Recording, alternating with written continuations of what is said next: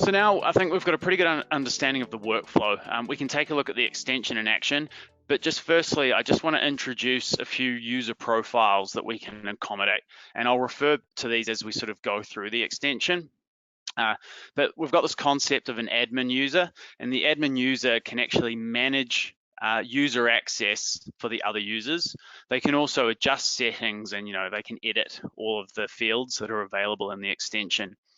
We then have a user that has access to all fields. So this is sort of a power user. They can edit everything.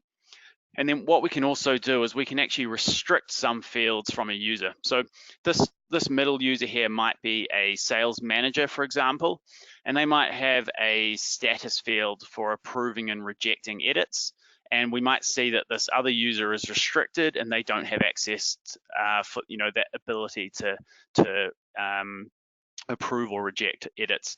And then of course we've got a read-only user. So this user really has no licensed access to the extension. So they can see the edits that other people are making in our Qlik reports, but they don't have any access to the extension to actually make edits themselves.